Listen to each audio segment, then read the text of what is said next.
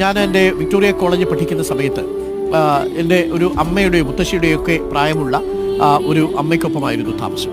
അപ്പോൾ അവിടെ താമസിക്കുന്ന സമയത്ത് റേച്ചൽ എന്നാണ് പേര്, രാധമ്മ എന്നാണ് പിന്നീട് പേര് മാറിയത്. വിവാഹശേഷം പിന്നീട് രാധമ്മ എന്ന പേര് മാറുകയായിരുന്നു. അപ്പോൾ 70-ാമത്തെ വയസ്സിൽ ആ അമ്മയ്ക്കൊരാഗ്രഹമുണ്ടായി, ഡ്രൈവിംഗ് പഠിക്കണം എന്നൊരാഗ്രഹമുണ്ട്. അങ്ങനെ ഞങ്ങൾ ഡ്രൈവിംഗ് സ്കൂളിലേക്ക് പോയി. അങ്ങനെ ഡ്രൈവിംഗ് പഠിച്ചു. ഒരു ആൾട്ടോ കാറൊക്കെ വാങ്ങി അന്ന് കുറച്ചു നേരം ഡ്രൈവൊക്കെ ചെയ്ത് സ്വന്തം നാട്ടിലും ഭർത്താവിൻ്റെ നാട്ടിലും ഒക്കെ പോകാൻ രാധമ്മയ്ക്ക് വലിയ ആഗ്രഹമുണ്ടായിരുന്നു. രാധമ്മയെ കൊണ്ട് പോയൊരു കാലവും അത് വിക്ടോറിയ കോളേജിൽ പഠിപ്പിക്കുന്ന ഒരു കാലത്താണ്. 70-ാമത്തെ വയസ്സിലും ഡ്രൈവിംഗ് പഠിക്കുക എന്നുള്ളത് ചെറിയൊരു കാര്യമല്ല. എന്നിട്ട് ആ മുഖത്തെ ഒരു സന്തോഷമുണ്ട്. സ്വന്തമായിട്ട് ഭർത്താവിൻ്റെ വീട്ടിലേക്ക്, ഭർത്താവ് മരിച്ചുപോയി. അപ്പോൾ ആ വീട്ടിലേക്ക് വരുന്ന സമയത്ത് മക്കളുടെ തന്നെ വിളിച്ചു പറഞ്ഞു, വിദേശത്താണ് മക്കളൊക്കെ, ഞാനിങ്ങനെ സ്വന്തമായിട്ട് ഡ്രൈവ് ചെയ്ത് വണ്ടി കൊണ്ടുപോയി എന്ന് പറയുന്ന ഒരു സന്തോഷമുണ്ട്.